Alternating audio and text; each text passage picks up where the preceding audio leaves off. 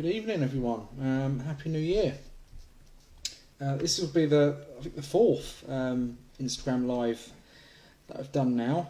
Very shortly, we're going to be joined by some local footballing royalty because we're very lucky to have the North Leigh manager Eddie joining us tonight. And those of you who have seen these already or perhaps haven't, obviously if you want to watch the whole thing, that's great. If you want to dip in and out, obviously it's up to you. But they're usually about 30 to 40 minutes long, so make sure you've been to the loo and have a drink. So I've got some questions prepared for Eddie tonight, and obviously we'll just sort of go with the flow. It'd be nice to just talk football with him. So I'm just literally going to try and get Eddie on the go with us here. I know he's already messaged me to say this, so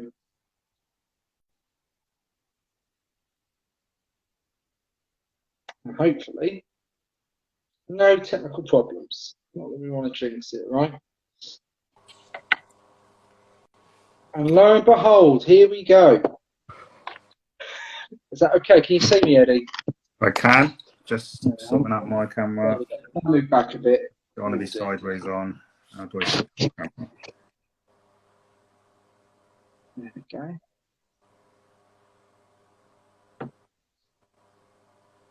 Yeah, I've got to change it. Evening, Jamie from Didcot Town. How you doing?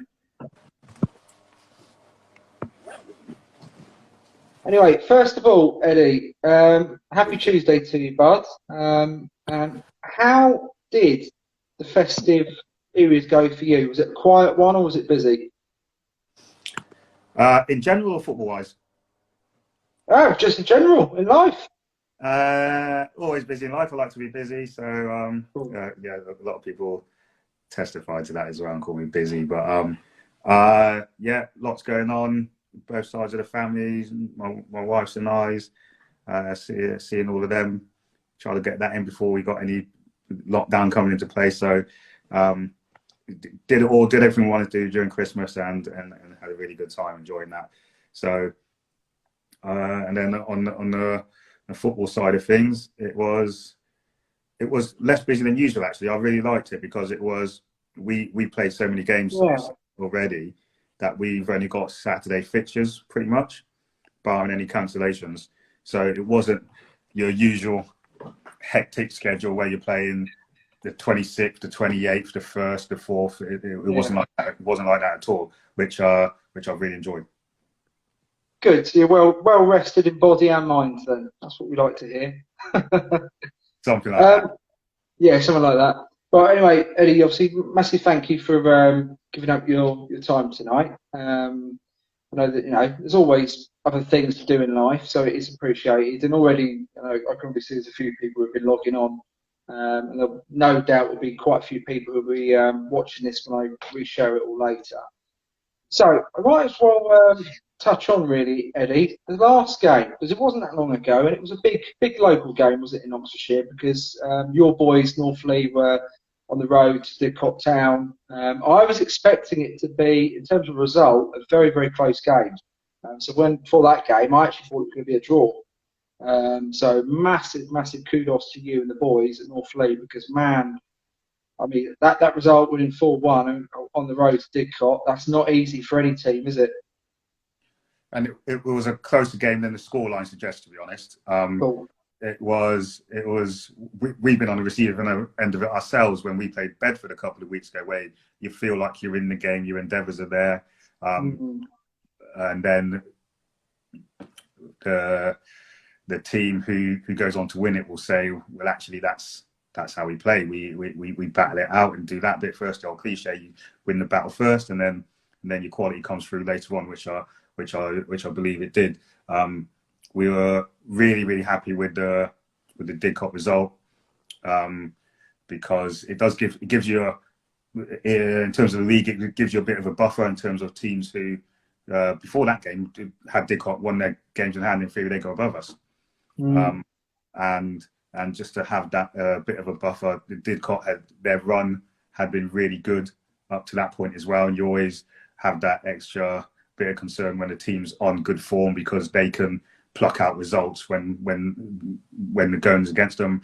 And what we were very clear on before the game was Didcot's spirit. Their team spirit is really high, because the lads know each other day in, day out, and they're really familiar with each other. So yeah, the actual result was great.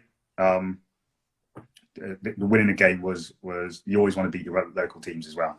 So we've done that back to back now against first Killington and then Didcot. So it was a really good week. So what was it you think, Eddie, that really helped edge that game? Because as you rightly said, it was actually a close game, albeit the result obviously winning by 3 goals. But what for you was the real sort of key moments in the game that edged it for North Leigh? Quite a feature of our games, our physicality, our athleticism. Okay. We don't go around. Don't get me wrong, we're not big kickers or big tacklers or anything like that, but we can put our bodies on the line and put our bodies against each other, and our running power is really good. And I like my team to be in that mould. As a player, I used to one thing that nobody could, didn't matter what day it was, no one could affect how much I ran. So if I can get my team to do to run more than the other team, we're going to have a chance. And then on top of that, I found a way to get a lot of attacking players with quality on the pitch at the same time, and not lose our mentality to fight. Okay, cool. We should touch on it really, because Conor McDonough bagged 2, didn't he? That's right, yeah. He's on fire at the minute, isn't he? Every time I seem to be looking at games, he seems to be picking up goals. Yeah, we've had him for 3 games now. Right. He's got 6 goals. Wow. We know we're lucky to have Conor, and it was a fortunate set of circumstances that led us to getting him. It's one of those players who came available through a friend of mine who's on the staff at Supermarine, and Leigh, who the gaffer there, who I've crossed paths with, playing against his teams beforehand. So it was a conversation born out of that, and an opportunity which arose, and one which, as a club, we're really fortunate to have him, because I've had a look at the leagues previously, and what it takes for teams to do well, and you need good strikers, and usually those good strikers are probably above the level that they're in, and that helps massively. Didcot will argue, had they had Jeff or Conor or Lance in their team, they may have the result may have been different, but we had them. Cool. I mean, you've pretty much mentioned it really. The guys up top and the goals being so crucial in any league, but especially the division you're in, where it's just so close. The top 10 teams all can beat each other year on year. But surely having Jefferson Louis, and I know he's watching, just saw him log in not long ago. I mean, he must be a crucial, just in so many ways, gentleman to have around the club.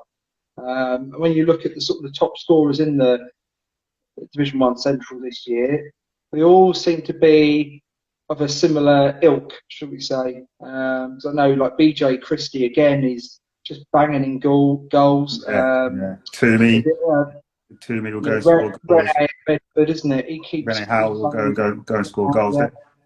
Pierce, who's just coming at Tame, he's scoring goals already in his side. And Goss will still keep scoring. These strikers, the thing about them, they're all experienced. Yeah. It's around the pitch you can have youth and they can go on and kick on and stuff. But historically the top teams have had a striker who's been there and done it, and that's what's helped them over the line. And you look at it. I remember at the beginning of the season when we started off really, really well. And we looked at it after about 8 games, or not 8 to 10 games. We had scored about 13 goals, and we knew at some stage that it's gonna impact on us winning games, that we weren't putting teams away, and we weren't heavily scoring. And every now and again, you just need that buffer. You need that buffer, and strikers who can do that and score out of nothing are worth their weight. And don't get me wrong, everyone who I've played up front has contributed massively. But you add that experience of genuine number nines. I spoke to my strikers. I've been trying to make players who probably aren't genuine number nines players that as that role, and they're either better suited somewhere else or offer different things somewhere else. So it's been tough. It's been tough for them at times, but they've done the job or done what I've asked, because the attitude's fantastic in the squad. So go back to obviously to Jeff. Now being, I've lost count how many clubs he's been at now, but he's such a good guy. What is that like to manage someone like that, with that just volume of experience, goals, just everything, leadership? It's not too bad, because Jeff and I go way back. Yeah. So he knows my moods. He can probably preempt if something's gonna. Are we allowed to swear on here today? What's that? Are we allowed to swear today, or? I'd say we're probably 8:15, so we need to try and keep it clean. No, Jeff will know what things will annoy me and what will peeve me, and so he can kind of get the measure of me before I even speak sometimes by the way I come into a room or something, and it's likewise with him. And I know how to. I've experienced a changing room with him. I've experienced highs and lows with him. So in terms of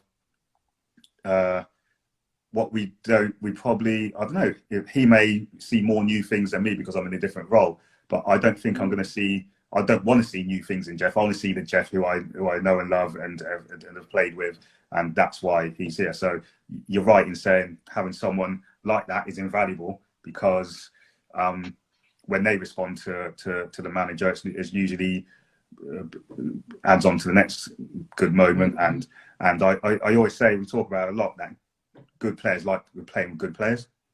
Yeah. The more good players you have, it makes it a lot easier on the pitch. Absolutely, and then more people want to join the club, isn't it? It's just a domino effect. I don't sign Aaron McCready if I haven't got Aaron Heap. I don't sign Amur Awada if I haven't got Aaron McCready. I don't sign Jeff Louis if I haven't got Amur. And I don't sign Connor if I haven't got all those players underneath. So yeah, it goes on like that. Nice. In regards to sort of squad depth, what for you are the real strengths of your side this season? The adaptability, the willingness, that they respond, for first and foremost, that they believe in what we say. So it's important that when I talk, it's clear. Sometimes they say I talk too much or talk a lot, and Lex has put a clock on me before for team talks and stuff like that, which I quickly got rid of. But it's just being responsive to what we're asking, and so my job is to try and give the information as easily as I possible without complicating it, because then it's easy for them to get it. Because we don't have loads of time on the training ground, so we can't waste time. And you got to be able to say it. You got to be able to pick it up, and it's a two-way thing. During the game, I don't want to have big heart talks with players on the pitch. I need to say reminders. Remember that, and then we can get on, and it's really good. Well, you've certainly got a bit of a magic hat at the minute, Eddie, because the league table and results. So I sort of spent a bit of time looking a bit deeper into it all this morning, actually. I mean, obviously, fourth in the table, and still not a million miles away from top. And as you said, there is already now this a slight cushion following that win against Didcot. So, you don't want to Only jinx very things, slight. but Only very what's slight that? because they have got games in hand. They have got games to Every, have, but you've got every points on the board. yeah, but yeah, I would rather have the points, but yeah, you just so badly want those games to catch up, so I know. you know where you are. But it's nice on the weekday nights to be doing something else rather than traipsing up a motorway, watching and I can see results come in and then have people at games or go to games myself, and because that's probably the one thing going into management I was really concerned about, that I might not know the level in terms of recruitment, in terms of opposition, in terms because I hadn't played at this level, and not knowing all the teams, the league changed as well. So that was always going to be my barrier at the beginning. So, well, for you, bear in mind we're only what are we now? A third, maybe just over a third through the season. Do you think, looking at the table, there's any real surprises that have stood out for you? North Leigh, I don't know. I don't think we're expected to. I don't know. From the outside, I don't think we're the team's battled relegation for the last 3 years. So that's valid. That is a valid point. To suddenly be in the top half and in the top top, I want to say 8 places or 9 places at the moment, because I believe all those teams can and will push on in there. It's a refreshing change for not people who follow North Leigh, I expect. Other than that, it's Berkhamsted are again they're 3 years in and have been unfortunate that season's curtailed a couple of times because they've looked good. Bedford have always there or thereabouts and look to have got everything connecting this season. It's you got, and you mentioned it earlier on, that so many teams can beat other teams. You got Waltham Abbey, Waltham Abbey, who bloody hell is so difficult to play against and awkward to play against. You got Hertford, who if you want to talk possession, I think they had about 95% possession against us, but we beat them by 4. And then you see them going and winning games. Romania had all the ball against us, and we won that game. But then they go and pick up results. So it's really good. It's really good because you're coming up against different things all the time, and I'm really enjoying it. Nicely said. And super fan Oxford City, Mark Neal, thanks for joining us tonight. He's just said Oxfordshire football's in a really healthy place at the moment, and I couldn't disagree with that. Obviously, you boys are doing great. Obviously, Oxford City are having a great season. I hope that continues. Also, throw into the mix, so the Bedfordshire teams, because I know obviously you mentioned Bedford. They're up there. They have played more games than Burco at this point, but they are still there at the top. But AFC Dunstable have to be one of those teams as well. I mean, Steve Heath, the manager there, for the last few years, they've just been climbing the leagues, and now they're sat third. It's unbelievable what he's doing at AFC Dunstable. They were really good as well. That's one of the toughest games we've had. It was hard fought. Yeah, we thought we had got that was one of those games we showed a bit of naivety because we got into it late and then they scored. I think we were still, I don't know. We thought we were going to win the game when we should have settled for a point, and then they went and won it. But really good team, really good team. Going back to obviously North Leigh again. So in terms of the recent form, I don't know if you know this, but in the last 9 games you've won 5. Not bad. Is that good? Well, I think that's not bad as a stat, is it? 5 wins out of 9 games. I think many managers would take that. we've got a points target every number of games. We have a target of points, Okay. and we know where that would end us up, and we're currently meeting or beating that target. So we do it. That's the reason why we do that is to not get too down or too complacent. So if we're going on in the first 7 games where we win 6 of them, okay, great stuff. We're above target. But then there was a period where we didn't win for 4 games. And that gives opportunity for young players to think, oh, we've lost our way. Well, hang on a second. We've got points on the board already. We're on target. Where we got to be prepared for adversity throughout the season. So there's going to be another opportunity for us to improve. So don't get too low if we're losing, and don't get too high if we're winning. Cliche. No, I quite like that, because that's a very useful motivational tool. That the way you basically breaking the season down, like some managers do with a game, isn't it? You just break it down into segments, and you manage that time period a certain way, and then you're on to the next. It helps you measure. I found it's helped measure intensity as well, because it's especially with a younger team, you can't go all the time. So at times where you think, boys, we need points on the board here for our target to get to our targets. And don't get me wrong, you don't go lesser in any game, but it's helped where we've been 4 games on the bounce without a win. All of a sudden, boys, if we don't win the next couple of games, we're not meeting our target. And you see that kick in, and you see the drive, and all of a sudden, the points come back on the board, and the boys are back playing with that buzz and with that edge as well. And I'm a big believer in having a bit of an edge to the game, and that's me included on the sideline. And whenever there's been a couple of times where Lex and I have spoken about where we didn't have that edge. And don't get me wrong, that's not the reason why you lose anything, but it's a contributing factor. It makes an impact. So if you can temper that and do something about it, then do something about it.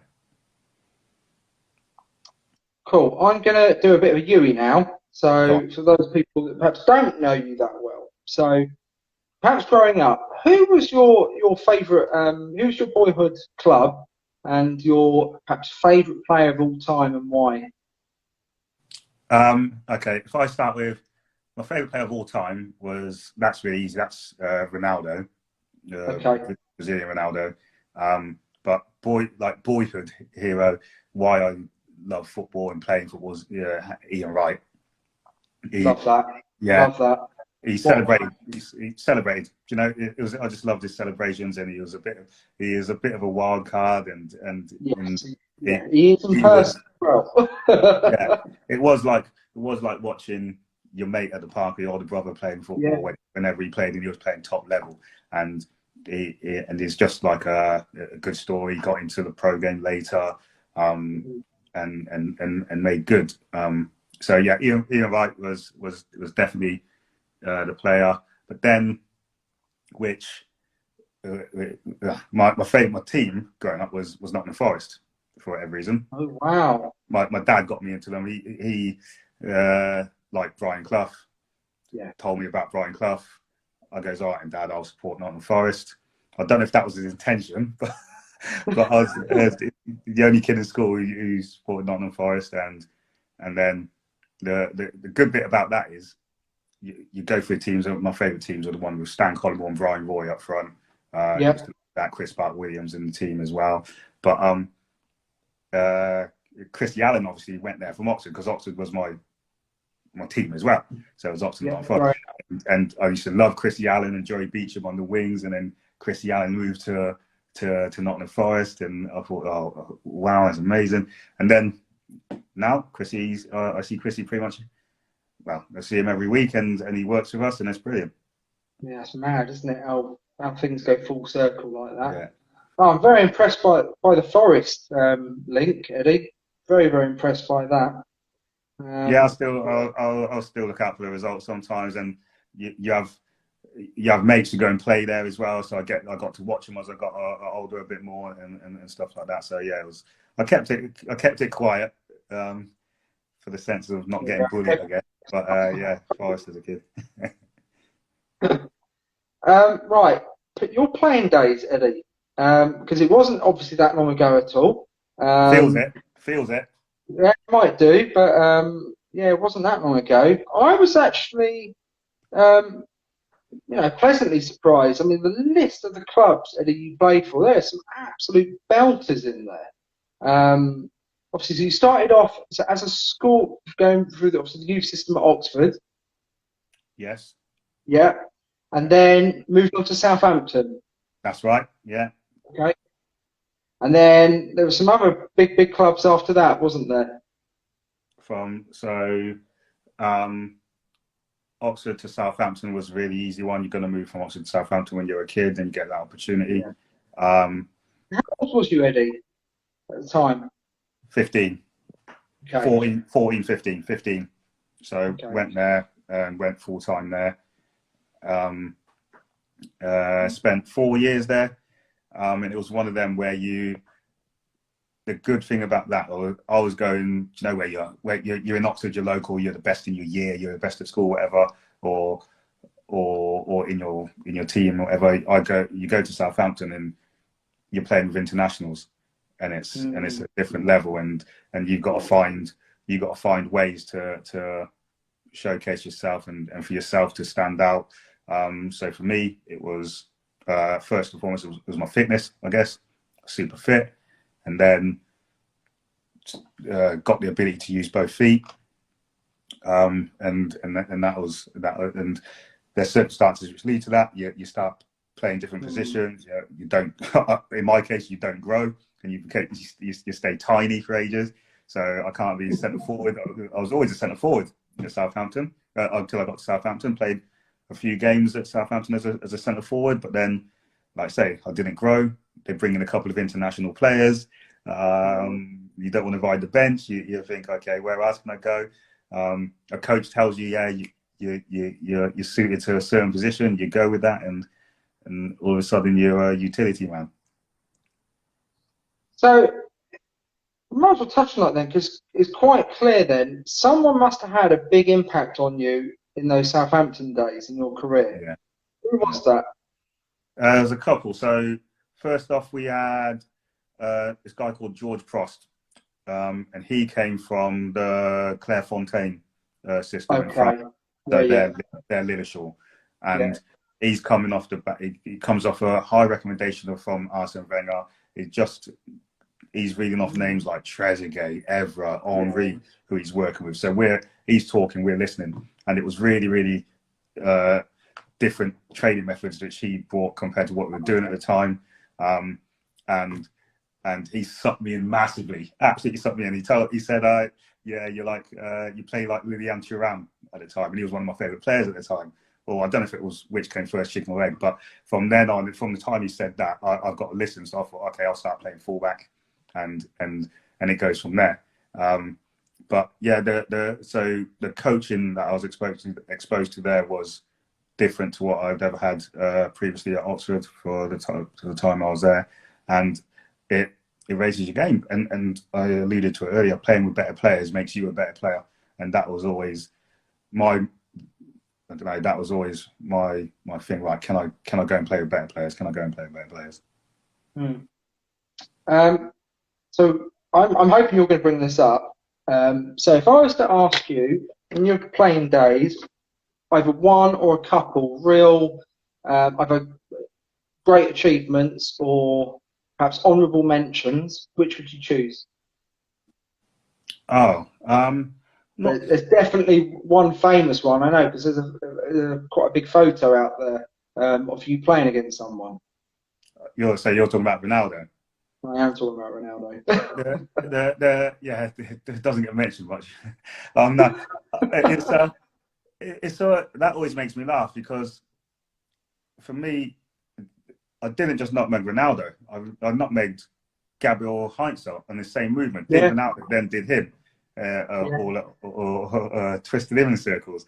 And everyone talks about Ronaldo, but it doesn't matter. He's not a defender. He didn't. Do you know what I mean? He wouldn't care about that. I was on about, don't worry about that. I just done Heinz, World Cup fullback, and and no one ever mentions that, which is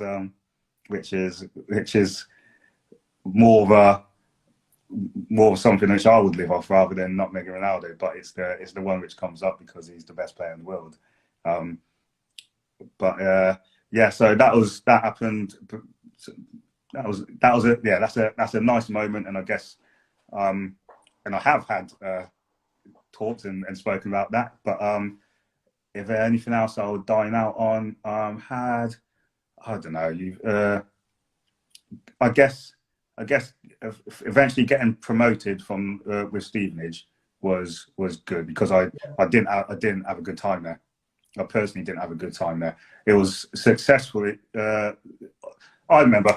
Okay, I'll speak about Stevenage in a minute, but I remember my favourite game, literally my most favourite game ever. I was on loan, or my favourite period of football. I was on loan to Tamworth from Southampton. Yeah. I'd had a loan previously before, but I broke my leg while I was on loan there, and so it was one of those where you're not in the Southampton first, anywhere near the first team. You're too old to play youth team football. You're kind of in limbo. And I've been injured for 4 or 5 months, 4 months, I think. I've broken a leg, and I come back and I needed a game. And bless him, Terry Cooper, the late Terry Cooper, was working for Southampton, and his son Mark was the manager of Tamworth. And they said, "Ed, go get some games there. Why don't you?" I stayed there for about 10 games and absolutely loved it. It was so good. And in that time, we had a great FA Cup run. So we were in a conference and ended up going to a third or fourth round replay. Wow. And on the way, we beat Hartlepool, we beat Bournemouth. Did we beat? I think we lost to Stoke in the second round, in the third or fourth round replay on penalties. And that whole period of a couple of months it just rejuvenated me, got me back into it. It got me really back into wanting to be a professional again, and that was brilliant. That was brilliant. Yeah, because I mean, already that sounds like that was quite a challenging time because I think any athlete who's ever gone through a serious injury, like either breaking a leg or a ligament or anything like that, it's so hard, isn't it, mentally to come back as well. And so that's incredible, really. So from obviously playing, so after that, how did getting into coaching first of all come about? Do you know what? First off, you're probably my first task coaching was I was probably at Brackley. No, I'll tell you what. Actually, I remember it was at Stevenage. First time I ever coached something was at Stevenage. I was in the absolute the bomb squad. So I was not playing, not getting on with the manager, and there used to be, if you weren't in the squad, you'd train in the morning before the game or something. And I'll say I'll take it. Mm-hmm. I'll take it. And at the beginning, I don't know if I was just doing it as a bit of a couple of fingers up to the manager saying, "Oh yeah, I'll take it, whatever." But it turned out I enjoyed it. The lads enjoyed it. Being a player, you knew what you wanted and what you needed, and yeah. I worked. And my attitude then was to work hard. I didn't know any other way. So that was probably the first time I started taking any training sessions. Don't get me wrong, it wasn't good because I'm a player. I'm not playing on the Saturday. I'm in a set of I'm not in the squad, and things could have been better. But I don't know. It was almost out of spite that I went into before I'll take the training sessions, and the thing is, they couldn't be rubbish, and I couldn't toss it off because Dino Manria was there. He was the coach, and he would have eaten me if I didn't do it properly. So it was that was probably my first foray into taking any sessions, and then as you join clubs, you become a senior player. The manager says, "Okay, help out a little bit." I remember John Brady doing that with me a couple of times at Brackley, and then I start getting towards the end of my playing days. I started getting a bit older, a bit more injured, a few more yellow cards. I was never one to get booked or anything. That's when I knew I've probably got to give it up, and I started getting yellow cards, which was something I never did. And then it becomes, you see it that you're partly slowing down, not recovering quite as quick, and also you want to have a bit more longevity in your career. Okay, then I'll I don't know. I didn't initially think I was going to be a coach or do it or go into management or anything like that. I guess it was being up with Banbury, working with Fordy and Jules before that, and Julia McCammon before that, being given that much responsibility and being entrusted with that, and then thinking, hang on, I can make a difference from the sideline, because that was probably my concern is, can you really make a difference from the sideline? Can you really? And doing it now, yeah, you completely can. And it's not just on match day; it's through the week as well. You can make a difference to people and improve performance and improve attitudes. So that's probably I don't know. I haven't fallen into coaching, but I guess you develop skills along the way, which make you leadership skills, leadership and organisation. I think are probably what I lean on heavily at the moment. Cool. So you mentioned it. Obviously, Banbury United are also having a great season again, but incredible this season. So you had, am I right in thinking, so you had 2 years coaching at Banbury, and then went to North Leigh as a player coach. Is that correct? And then right. March, so I forget my years right now, it's 2022 now, isn't it? So March last year is obviously when you obviously took on your very first managerial job. So how did that come about? Well, it was Craig had, because of COVID as well, wasn't it? So that was happening, and Craig had mentioned to Lex and I that because Craig Dorr, he does everything at the club. Him and Sharon and Mark, they do everything at the club, and I can imagine now, being the manager now, I can imagine that there was a lot on his plate because the little consortium there, they pretty much do everything, including the pitch and the food at the games and everything. And then on top of that, being the manager, doing the sessions, that must have been a lot. That must have been an absolute lot. And so then he has spoken to us about that informally and briefly, and then we went into lockdown, and it was at that point where I can handle 6 weeks off with the summer, but I thought 6 months off, there's no way I'm having 6 months off and then getting fit all over again. So that's when I decided to hang the boots up, and it was almost a natural progression into it, helped by the fact that my best mate's going to be alongside me, so I've got a bona fide wingman there who we completely get each other and understand what we want from each other and how to help each other. It made it a no-brainer. Cool. So we might as well sort of look into that then. So for you, because obviously every manager is different when it comes to their backroom team staff, right? So for you, what is the role of the backroom staff? And obviously you keep saying Lex. A lot of people will know, some people won't. So Michael Alexis is your wingman. Tell the guys watching a bit more about him. I guess he's I don't know how to say it. He's super passionate, he's super fiery. He's first off, his qualities for the role is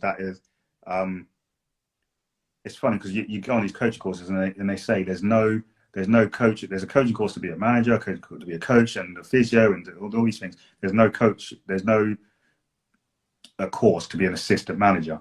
So it's almost a role which you have to make up together. You have to say, right, these are the expectations of the role. These are what you're doing. Yeah.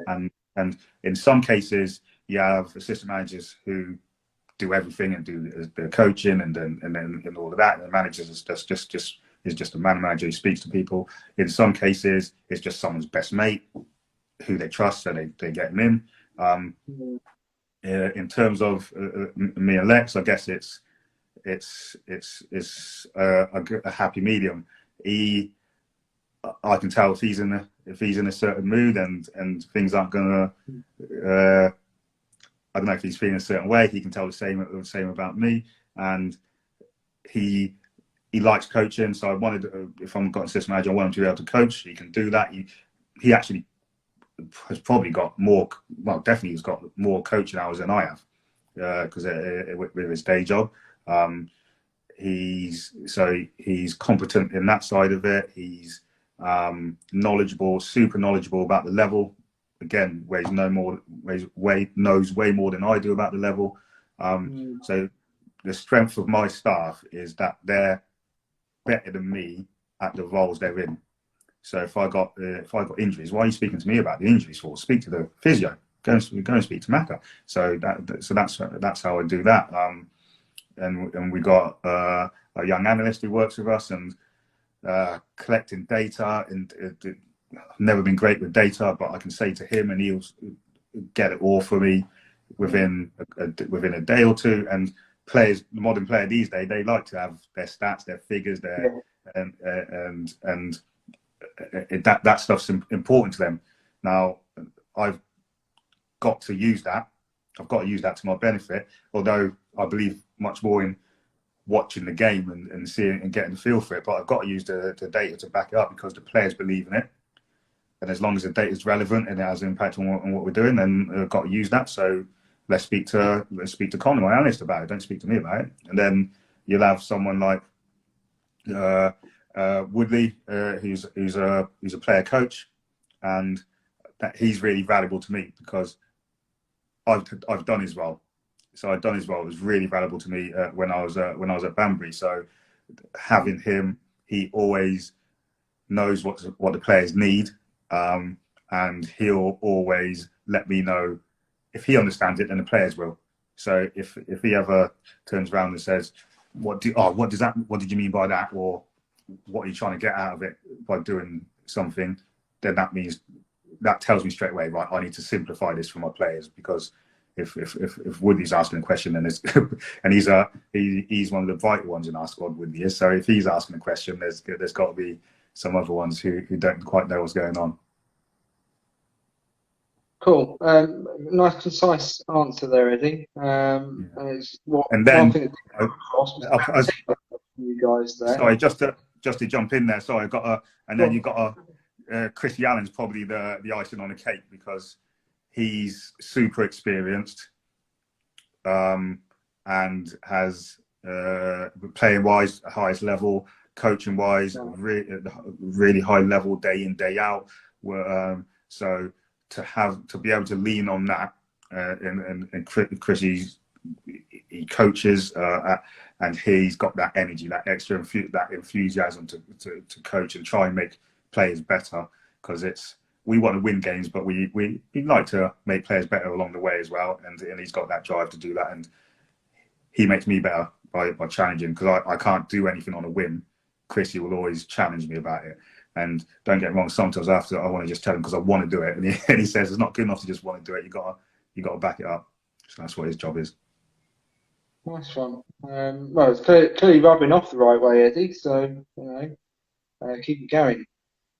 So looking at management as a whole, right? So for you, it's only been 8 months in terms of the managing side, but in that time, what things do you really enjoy about managing football, and which things perhaps do you not like? Winning and losing. Yeah, that's very simple. that's for a lot of people. That's all short, but that shouldn't be it, because if that's it, then you're either going to be really happy or really sad, and it's not just about that. So the good parts of it are, the winning games when you've fought for them is the really good part of it. Like being in our change room after winning the local derby. That's superb. You bring on a kid who's 16 years old and he has one touch and sets up a goal, his first on his league debut. Those bits will they stay with you. In terms of the other good parts are building a squad and building a team, because you start off with something, you look at it on paper, you train. I like to join in training sessions to see what the players are given, because I know if I'm still at a level where I can give a little bit, and if I feel like I'm doing more than certain players, I can use that. The bad parts, I haven't come across too many bad parts at the moment, you know. Yeah, it is. The bad parts is leaving players out, and which it's a bad part because they lead up to everything leads up to the weekend and getting involved and playing. Yeah. But I can't get away from that bit, because that's part of the job, and I've got to go. You got to go towards that, because you've got to back yourself and believe yourself. And there's times where you make a decision and you think, right, was that the right thing? Was that the... More often than not, I've doubled down. I've gone, 100%, and said even more reason why I was justified to do it. So it's you do have to have a bit of, I don't know, you got to be a little bit egotistical to be a manager in the first place, but it's that edge, which is that edge we carry. Me and Lex talk about having a bit of an edge, and that's the bit I like about managing, is having that edge, because I'm not like that every day and all the time. I think I'm pretty calm most of the time and laid back, but I like to build up to that, having that edge 3 times a week when we're on the grass. So following on from that then, so what does an average week look like for you? Obviously you've got your day job, but in terms of the football at North Leigh, what is an average week looking like? Like, how many times do you guys train? And so we're able to train twice a week. Okay. We've got to do a bit of travelling, because we haven't got a facility that can withstand the weather at North Leigh. So we have to travel a little bit to get to our training ground, which proves its own problems, because you've got to then tell players this, because in the summer we train at North Leigh. It's great. It's a nice little bit of grass, and it's all on site, and it's fantastic. But then you've got to say, oh, by the way, come October, when it gets nights drawing, we train at a certain time, which is quite late. It's a bit of a travel, because it's a good 10 miles, 12 miles from North Leigh, and it's. Where do you train then, Eddie, in winter? In Horsepath and in Oxford. We train in Oxford. Okay. A couple of different locations in Oxford. So it's, and again, that's something and because we can't get a certain day, we have to train on a Monday, which isn't the norm. It's the unwritten rule that non-league is Tuesday, Thursday, Saturday. But it is. Yeah. We're Monday, Thursday, Saturday. So Mondays, you haven't always got your full squad, because they just haven't recovered, they haven't repaired, or they need another day before they can train.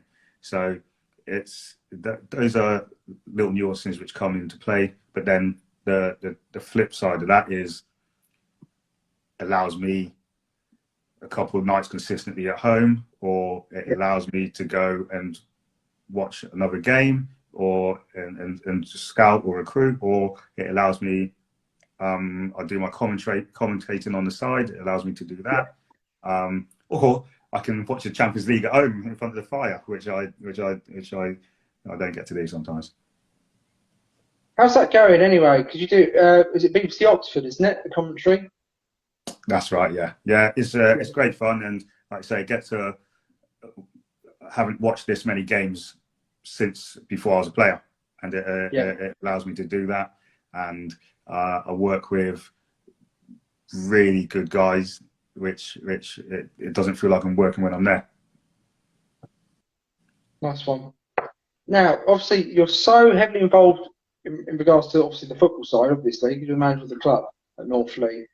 Do you ever get involved in any of the off the field matters at the club? Yeah. I'm kept apprised of pretty much everything which is going on, and in Nice. timely fashion as well. Um, they, I've got I dodge a lot of calls at certain times, so I'm contactable 2 times in the day by phone. So that's when the people are learning, are catching on to that. Craig will call me at a certain time Right. every day. And he knows that 10 minutes either side of that, I'm not going to answer the phone. Uh, and we speak most days about here, there, and everything.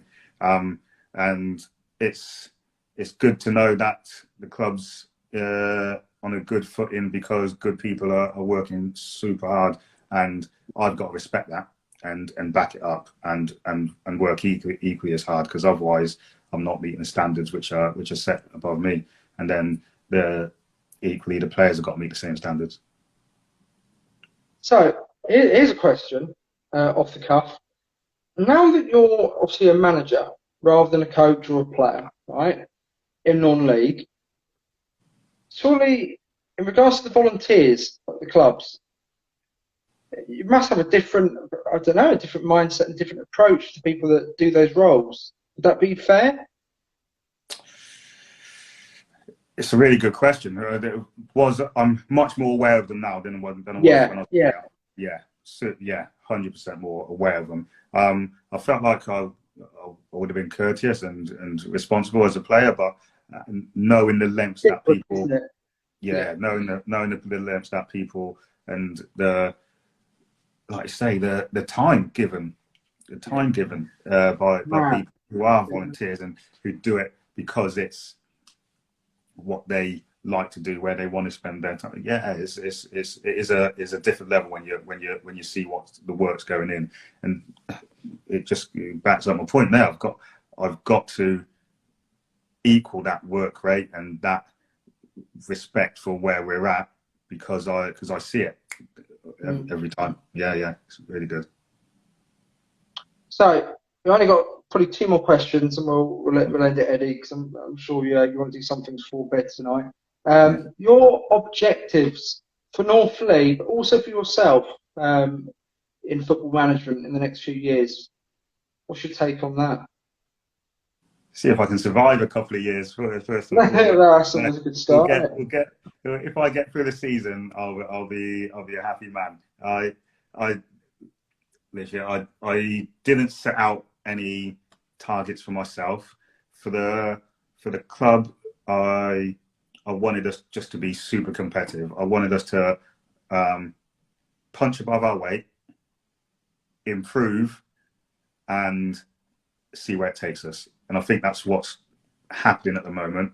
And for myself, I've thought about what I want for myself at North Leigh, which is I want us to have a really good, strong management team, which develops while I'm here, and because I'm going to spend a lot of time with these guys, so why not enjoy it?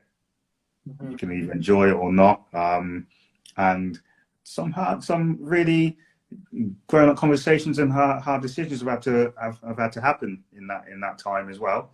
And more than anything, I want you have to respect people's time and what they're doing for you. So I've just wanted to make sure that it's productive and fun while we're there as well. So I hope that's what my staff get and what my players get. Cool. So the last thing to touch on, obviously, has to be the next game. Boy, is it a big one, isn't it? So you boys obviously got Burko away on Saturday. You think it's a big game? Yeah, just about. I get why you say. I completely get it, because they're top boys, the top 2 boys, and we're in the top 4. So by nature, it's going to be seen as a big game. It is a big game. I was gonna say some stuff there to try and temper it and say, do you know what, it's it's not. But it is a big game, and I want my players to think it's a big game because I think they play better. I think they play better when it's a bigger game compared to when it's not. But Hampstead might look at it and say, "Are we really competing with North Leigh? They're competing with Bedford. Are they really competing with North Leigh?" They might say that, but that could be the same thing I say to my players as a team talk and say, "Here we go, pit yourselves against one of the better teams."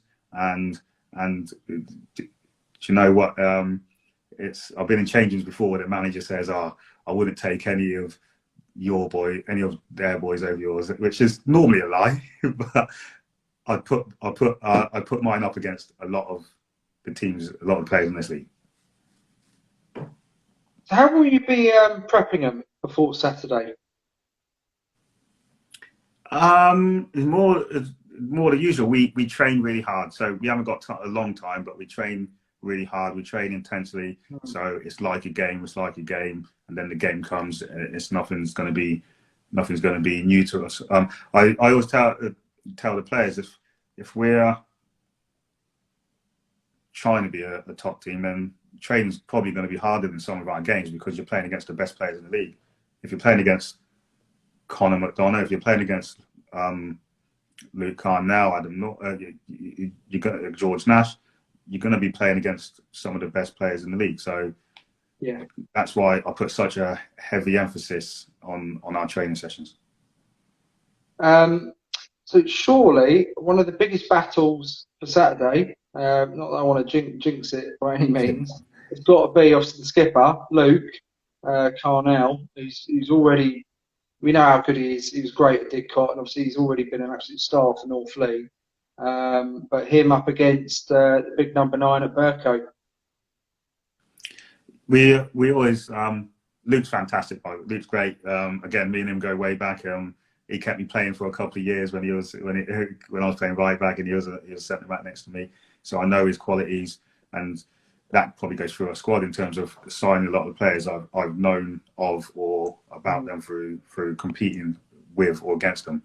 I remember playing against Roger James, and I thought this guy could run past me whenever he wanted, but I got in his head a little bit and told him to go to the other wing, and he didn't, and he went and harassed the other fullback, which is good for me at the time because I was getting on. But we tell our players that we try not to defend 1v1, so it's not Luke against their number 9. It's not our number 6. It's your unit, and I'm sure the first thing Ben Brown would tell you, who's been playing with Luke most of the season, is that he's got our most points per game. So if Brownlee doesn't play, we got less chance of winning. So love that. It's both of them complement each other, and we've got Andy Gunn on the bench, and we've got Wes who's younger and trying to learn in the game. So we've got good lads all over. So a lot of clubs don't always talk about the goalkeepers, but Northie's done quite well, isn't he, for you? Northie's done fantastic for us. Yeah. Do you know what? He's one of the frustrations because I think he can be better.